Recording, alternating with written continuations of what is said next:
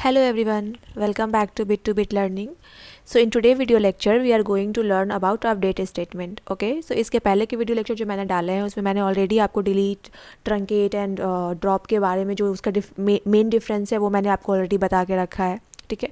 And मैंने table create करना, data insert करना, ये सारा का वीडियो बना के रखा है. मैंने प्लेलिस्ट बना के रखा है MySQL का. मैं आपको लिंक में डिस्क्रिप्शन बॉक्स में आपको लिंक प्रोवाइड कर दूंगी. आप वहाँ से उसको ईजिली एक्सेस कर लेना. ओके.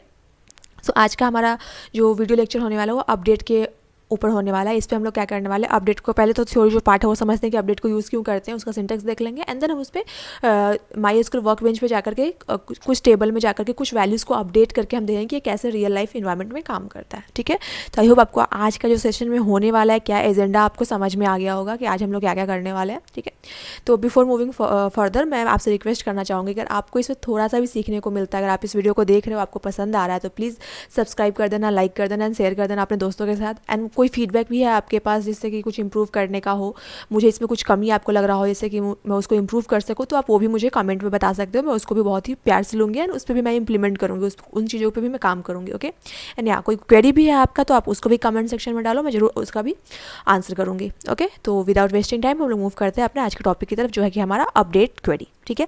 तो अपडेट क्वेरी क्या होता है कि DML स्टेटमेंट होता है. DML स्टेटमेंट बोले तो अगर ये DML का, अगर आप मुझे फुल फॉर्म कमेंट में मतलब ये मुझे बताओ कि DML का क्या होता है. ऐसे तो मैं बताऊंगी, ऑब्वियसली मैं बताऊंगी, बट आप मुझे बताओ कि DML का फुल फॉर्म क्या होता है. तो ये क्या होता है, डेटा मैनिपुलेशन लैंग्वेज होता है. ठीक है.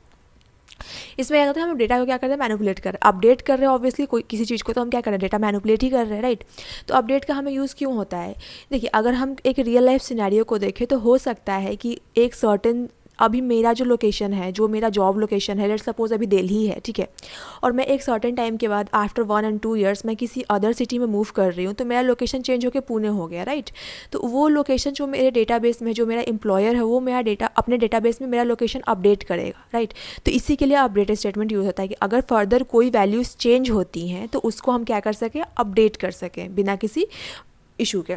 ठीक है. तो आई थिंक अब आपको अपडेट का एक छोटा सा मैंने एक सिनेरियो दिया है, जैसे आपको समझ में आए कि ये कैसे अपडेट काम कर रहा है. ठीक है. मान लीजिए ऐसा भी हो सकता है कि जब एम्प्लॉयर ने मेरा डेटा इंसर्ट किया तो मेरे नेम में कुछ स्पेलिंग मिस्टेक हो गया, तो अब मेरा जो नेम है ऑफिशियली वो स्पेलिंग मिस्टेक के साथ तो नहीं रहेगा. तो उसके लिए भी क्या करेंगे, वो लोग अपडेट करके मेरा नेम वहाँ पे अपडेट कर सकते हैं. अगर मैं रिक्वेस्ट करूँ कि मेरा नेम का स्पेलिंग गलत है, मैं कोई वैलिड ID प्रूफ वो लोग को दे रही हूँ, तो वो लोग क्या करेंगे, मेरा नेम का स्पेलिंग भी सही कर देंगे. तो अपडेट बेसिकली यही चीज़ के लिए होता है कि अगर कोई डेटा आगे चल के चेंज हो रही है, फिर किसी डेटा में कोई डेटा गलत इंसर्ट हो गया है, तो उसको भी हम लोग क्या कर सकते हैं, चेंज कर सकते हैं अपडेट स्टेटमेंट यूज़ करके. ठीक है. तो जब हम अपडेट स्टेटमेंट यूज़ करते हैं तो एक सेट कीवर्ड है उसको यूज़ करते हैं और वेयर क्लाउज को यूज़ करते हैं. अगर आपने वेयर क्लाउज यूज़ नहीं किया और किसी एक पर्टिकुलर कॉलम के लिए आपने वो वैल्यू चेंज किया, तो पूरे कॉलम के लिए सेम वैल्यू सेट हो जाएगा. ठीक है. इसका मैं आपको जब एग्जांपल दूंगी तो मैं आपको बताऊंगी, इसके लिए आपको घबराने की जरूरत नहीं है कि कैसे काम करेगा. मैं आपको बताने वाली हूँ, जस्ट कुछ सेकंड्स मुझे दीजिए, मैं अभी बस ये सिंटेक्स डिस्कस करके मैं वहीं पर मूव करने वाली हूँ. ओके. तो अभी आप देखिए कि ये सिंटेक्स क्या कह रहा है कि अपडेट, उसके बाद क्या आता है, टेबल नेम. लेट्स सपोज हमारा टेबल क्या है, इम्प है, तो हम क्या लिखेंगे, अपडेट इम्प. अब कौन सा कॉलम हमें अपडेट करना है, तो सेट, और जो कॉलम हमें अपडेट करना है वो इज़ इक्वल टू जो नया वैल्यू हमें उस कॉलम में पुट करना है. ठीक है. और हो सकता है कि हमें एक से ज़्यादा भी वैल्यू अपडेट करना होगा, तो कॉमा दे करके दूसरे कॉलम का जो अपडेट करना है उसका वैल्यू वहाँ पे डालेंगे.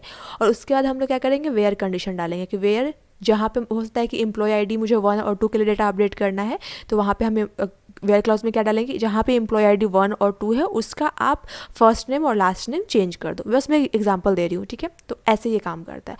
तो ठीक है, हम लोग मूव करते हैं अपने MySQL वर्कबेंच की तरफ और देखते हैं कि ये कैसे काम करता है. ठीक है. मैं थोड़ा सा इसका फॉन्ट बढ़ा दे रही हूँ सो दैट आपको समझने में ईजी हो. आई होप ये विजिबल होगा. ठीक है.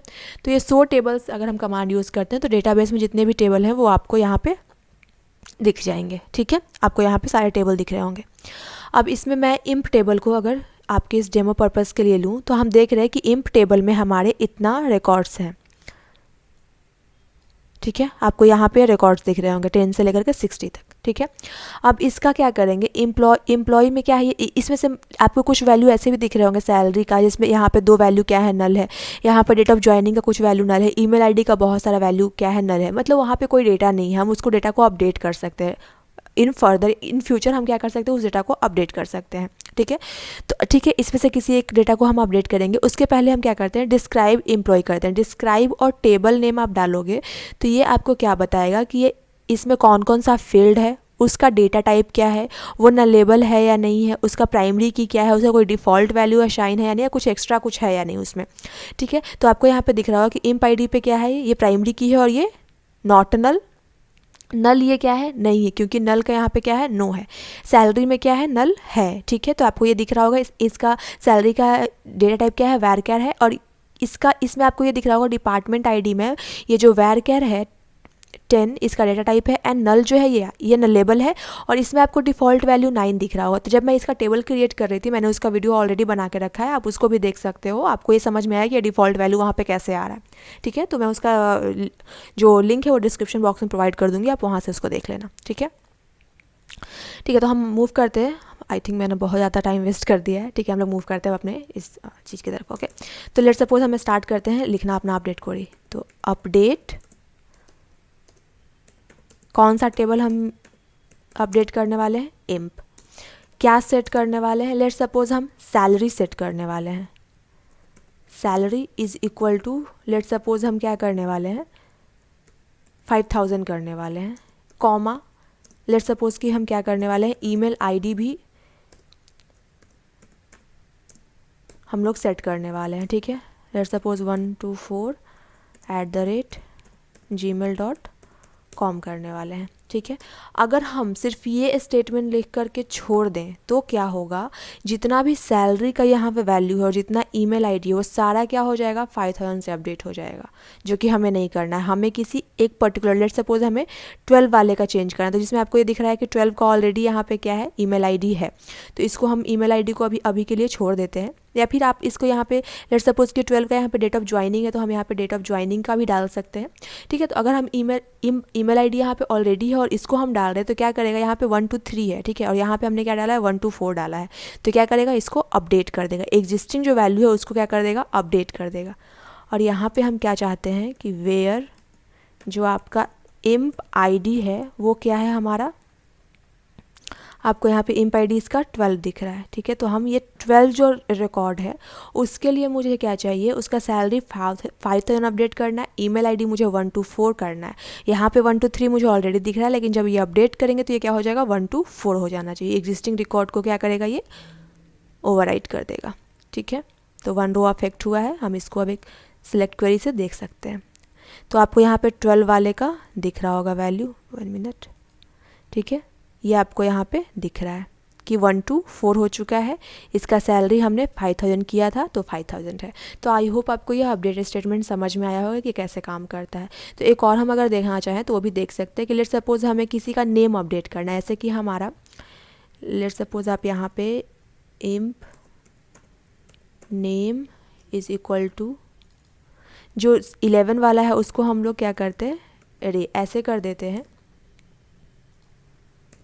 जैसे कि आपको यहाँ पे दिख रहा होगा एक इसमें वाई स्मॉल है। ठीक है, बस हमें यहाँ पे इसका बस यही अपडेट करना है। और वेयर इम्प आईडी क्या है हमारा, 11 है, और इसको अगर हम रन करते हैं तो एक रो अफेक्ट हुआ है। ठीक है, अब हम इसको देखते हैं रन करके, हमारा ये 11 में RAY जो ये कैपिटल दिखना चाहिए, जो कि दिख रहा है। ठीक है, तो आई होप आपको ये समझ में आया कि अपडेट स्टेटमेंट कैसे काम करता है। इसमें बस यही था, एक लाइन का ही था, बट हाँ जब नहीं आता है तो चीज़ें बहुत बड़ी लगती हैं, लेकिन जब हमें आ जाती हैं तो बहुत ही सिंपल लगती हैं।